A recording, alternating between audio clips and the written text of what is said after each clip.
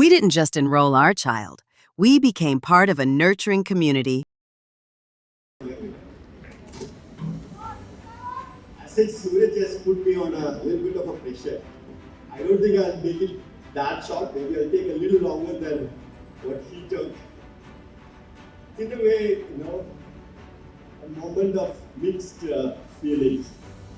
As it's Nia has spent pretty much all of her growing up years from kindergarten to now that she's completed her 12th.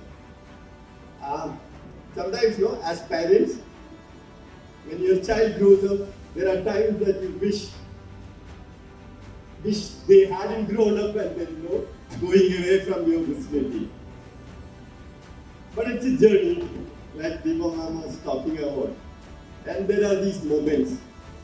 There are moments of joy, there are moments of several aspects as you go through that journey. Of course, this moment is special, a very cherishable one. But more than that, it is a very gratifying one. Not for the marks that she has scored or the fact that she has topped in her stream, but the fact that the kind of well-rounded personality that she's growing up to. And it's not just about her, right? And I've had the opportunity to interact with, and then closely be among one of them, among her friends groups and stuff. And they come home and hang out and we have fun and all of those. So I can relate to not just to my daughter, to the larger set of student community that comes out of this very place, NCF, right? And it's special. And why I said that it's a gratifying moment is that I really want to thank every one of you to create such an environment, to create that kind of individuals as they grow up. Right? I always believe that your environment and the kind of company that you spend time with really shape who you are. And thank you, everyone. And all of you really deserve a good round of applause for that. Every one of you. And it's not just about the staff, it's not just about the teachers. Every one of you create that kind of an environment. And when I reflect on that, what are the certain highlights of that kind of an environment? First and foremost is about the inclusiveness.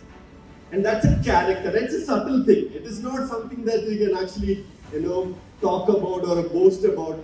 Those are the kind of values that you instill in the students without you knowing about it. Right?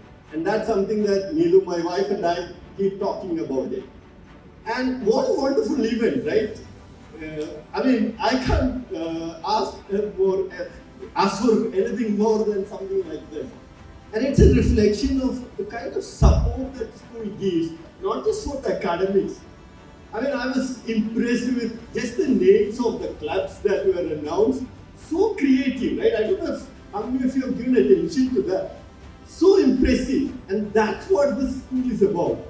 Now, let's say if there is one club or you have something where there is no club, I'm sure school will facilitate that. There will be one or two teachers who will enable that thing for you. And that's what NCBFE's thing that I have first-hand experience of. Thank you. And I really want to tell you that your teachers really care for you. It's a genuine care. I've had the opportunity to interact with many of your teachers over several years. One thing that is common is that the sense of ownership that each one of the teachers have for their students. Different teachers may have different styles. Okay. Some may be strict, some may be very friendly. Some may play cricket with you, some may be taking classes in your own PT period. All that is fine. Some may dance with you, some may scold you. But inside, every one of them deeply cares for you. And I can really tell from my own first-hand experience with it.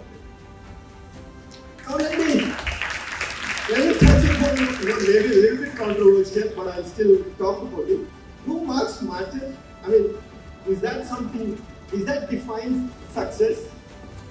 Especially in I'll come to that. In a school context, success quite often talks about there's some kind of a number, right? Percentages, CGPAs, cutoffs, and all that. Actually, academic performance matters. But if you ask me, it's just one chapter in the long storybook that you are going to create in the journey ahead. It's not the defining one. Of course, let's be honest, it is a competitive world out there.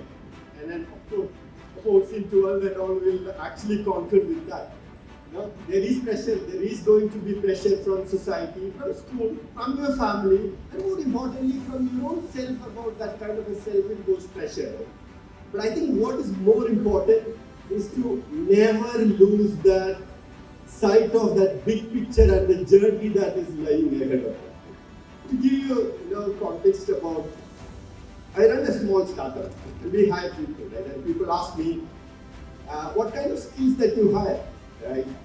And I think, do I check whether he or she has scored, what kind of a score that she has in maths, or in accounts, or in computers? I don't. Do I look for skills? Yeah. But is that one the determining one?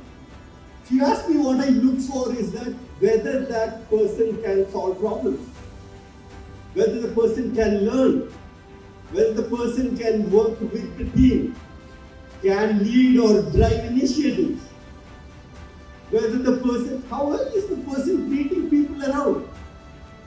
The final decision largely roots on those aspects than the skills or the scores that you have. And again, don't get me wrong, guys. I'm not saying academics is not important. But what I'm saying is that think about how you approach all that. Give your best. Work hard. Study sincerely. Push yourself. That positive pressure is good. But never let a number define your worth. More importantly, never let someone else score define your confidence.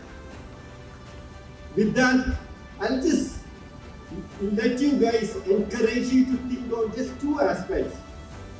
Always be curious. Be that curious learner and not the one who is just memorizing and then going and then writing that exam.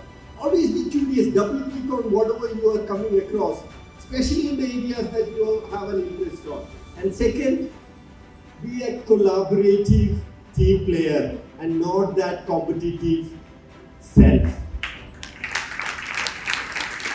I'm sure with those two things, every one of you will become a more confident and a compassionate individuals and personalities as you grow. Thank you and all the very best.